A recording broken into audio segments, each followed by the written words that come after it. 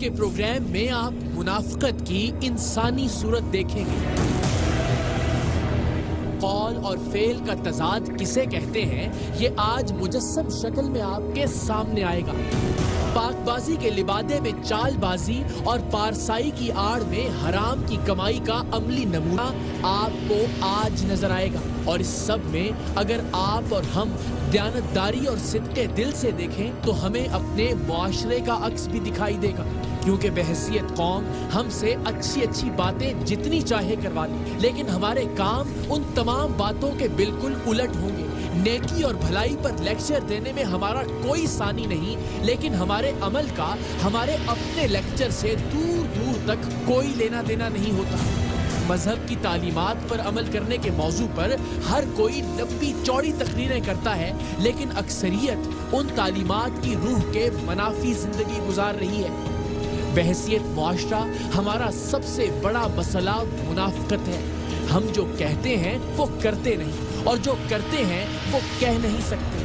ہم جیسے دکھتے ہیں ویسے ہوتے نہیں، اور جیسے ہوتے ہیں اگر ویسے نظر آنے لگے تو لوگ ہمیں سنسار کر ڈالیں، باوجود اس کے کہ ان کی اکثریت بھی اصل میں ہم جیسی ہی ہے۔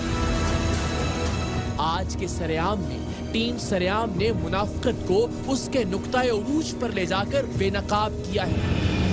ان خواتین کو ہمیں عزت کی نگاہ سے دیکھنا چاہیے، کیونکہ یہ بھی گھر سے نکل کے آتی ہیں اور انٹرٹینمنٹ کی دنیا میں آتی ہے، تو لوگوں کا تاثر آج تک ابھی تک یہی ہے کہ بھائی یہ غلط قسم کی خاتون ہے۔ صحیح۔ اور ہمیں اس چیز کا کڑا کام کرنا چاہیے جو اس گندی ذہنیت کے لوگ ہیں۔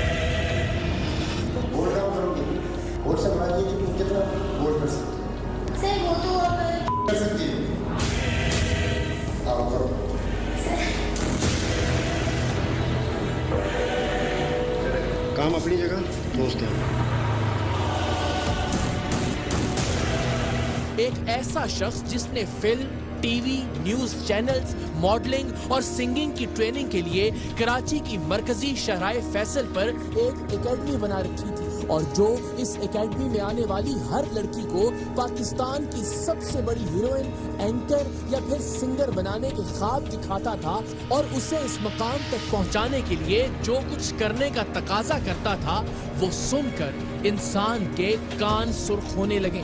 میڈیا اکیڈمی کا مالک یہ شخص صرف شاندار کیریئر کے خواب دکھا کر ہی اپنے پاس آنے والی لڑکیوں کا استحصال نہیں کرتا تھا، بلکہ ٹی وی پر کام ملنے اور کچھ پیسے کمانے کی آس میں اپنے گھر سے نکلنے والی مجبور لڑکیوں کی مجبوری کا فائدہ اٹھا کر انہیں اپنی نفسانی خواہشات پوری کرنے کے لیے استعمال کرتا تھا۔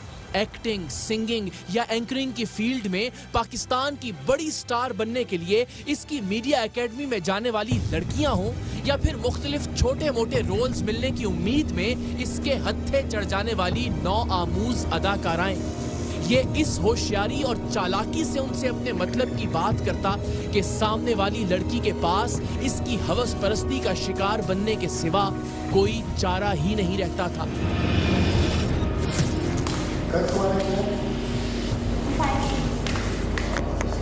ایکٹنگ کیا کر رہے بورڈ کا کرو گی، بورڈ سے بنا دیے کہ تم کتنا بورڈ کر سکتی ہو، آؤ کرو، یہ شرمانا کیوں، آؤ کرو۔ اپنی میڈیا اکیڈمی کے ساتھ ساتھ یہ نئے شکار گھیرنے کے لیے کراچی آرٹس کونسل کا بھی استعمال کرتا۔ یہ اکثر آرٹس کونسل کی کینٹین میں موجود ہوتا، جہاں کام ملنے کی آس میں آرٹس کونسل آنے والی لڑکیاں اس کے نشانے پر ہوتی۔ اپنی میڈیا اکیڈمی کی بنیاد پر اس نے اپنے بارے میں یہ تاثر پھیلا رکھا تھا کہ نئے ٹیلنٹ کی تلاش میں بہت سے ڈائریکٹرز، پروڈیوسرز اس سے رابطے میں رہتے ہیں، اور یہ جسے چاہے چانس دلوا کر راتوں رات مشہور کر سکتا ہے۔ اسی تاثر کی وجہ سے آرٹس کونسل میں اس کے آس پاس نو عمر لڑکیاں بیٹھی نظر آتی تھی۔ اس شخص نے مختلف مارننگ شوز کے لیے آڈیشنز کا انتظام کرنے والی اور ٹیلنٹ ارینج کرنے والی کچھ خواتین کو بھی اسی کام پر مامور کر رکھا تھا کہ وہ ٹی وی پر آنے کی خواہش مند لڑکیوں کو گھیر گھیر کر اس کے پاس لائیں۔ ایسی ہی ایک خاتون نے ٹیم سریام کو اس شخص کی اصلیت سے آگاہ کیا تھا، جسے اس نے نہ صرف نو آموز لڑکیوں کو سبز باغ دکھانے اور اس کے پاس لانے کا کہا تھا، بلکہ خود اس خاتون کی زندگی بدلنے کے دعوے کر کے اسے بھی رام کرنے کی بھرپور کوشش کی تھی۔ ابھی آپ اس عورت اور اپنے پاس آنے والی لڑکیوں سے ہونے والی اس کی گفتگو سنیں گے تو اس شخص کی عیاشی اور عیاری پر دنگ رہ جائیں گے۔ اچھے کوآپریٹو لوگ مجھے کیوں منہ ماریں گے یار؟ میں آپ آپ اس کے ساتھ اب ہمارے ساتھ کب ملاقات ہوگی؟ پوائنٹ ون یہ بتا دیں۔ کون سی ملاقات؟ پوائنٹ ٹو ہے، فل لڑکی کی ملاقات ہونی چاہیے۔ کول ہو کے بول دیں گے آپ کو، ہم بھی بول دیں گے۔ اس انتہائی مکار اور فنکار شخص کو پکڑنے کے لیے ٹیم سریام نے بھی ایک فنکارانہ طریقہ ایجاد کیا۔ ہم نے بھی اسے ایسے گھیرا کہ اس کے کرتوت اور اس کی منافقت دنیا کے سامنے ایسے بے نقاب ہوئی کہ اس کے پلے کچھ باقی نہیں رہا۔ آپ کو میں مثال دوں، میری اپنی بیٹی ڈاکٹر ہے، وہ وہاں بھی اچھے برے لوگ تو ہر جگہ ہوتے ہیں، اور ہمیں اس چیز کا کام کرنا چاہیے۔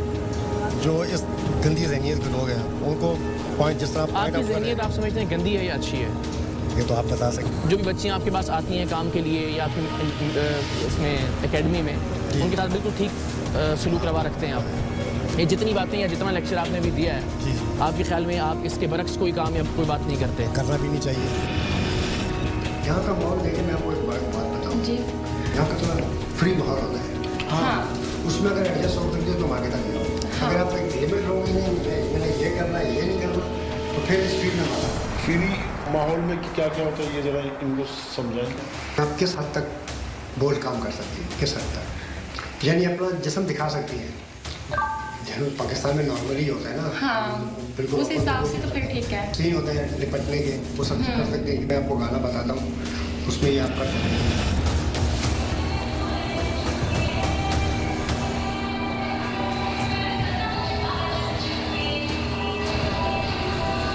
سر یہ پاس ہے یا فیل ہے؟ یہ پاس کی بات ہے۔ میڈیا میں وہ آپ بول رہے تھے نا، بولڈ سین یہی ہوتی ہے، آدھے گھنٹے کا لباس پہننا، تھوڑا سا پیٹ نظر آتا ہے جس طرح ہوتا ہے، اچھا جی اس کو کہتے ہیں بولڈ سین۔ تھوڑا سا پیٹ نظر آیا، یہاں تک تھوڑی ٹانگیں نظر آئے، اس کو بولتے ہیں بولڈ۔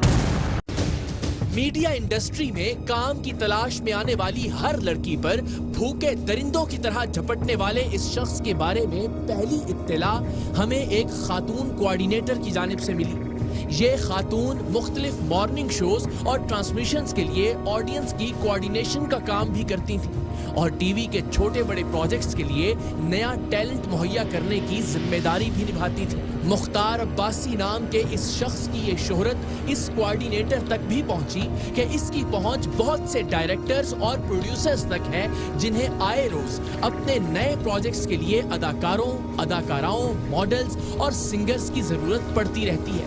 تو وہ اس سے ملنے اس کی میڈیا اکیڈمی پہنچ گئی، کیونکہ اس کے رابطے میں ٹی وی پر آنے کے خواہش مند بہت سے لوگ تھے۔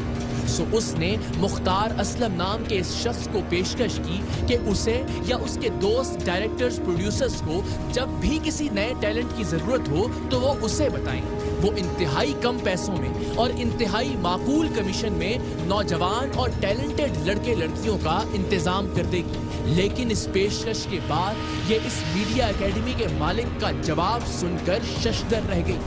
اس شخص نے بغیر کسی جھجک اور بغیر شرم کے نہ صرف اسے اپنی نفسانی خواہشات کی تکمیل کے لیے کم عمر لڑکیاں لا کر دینے کا کہا، بلکہ خود اسے بھی اپنے ساتھ تعلقات استوار کرنے کی پیشکش کی۔ اپنے کام اور اس سے جڑے روزگار کی تلاش میں اس شخص کے پاس جانے والی اس خاتون کی حیرت کی کوئی انتہا نہیں تھی۔ ایسا نہیں ہے کہ میڈیا انڈسٹری یا باقی کسی بھی دوسرے شعبے میں ایسا پہلی بار ہو رہا تھا یا یہ کوئی انوکھی بات تھی، لیکن میڈیا اکیڈمی کا مالک یہ شخص تو پرلے درجے کا بے شرم واقع ہوا تھا۔ اس نے انتہائی ڈھٹائی سے اپنا مدعا بے حیائی اس عورت کے سامنے رکھا تھا۔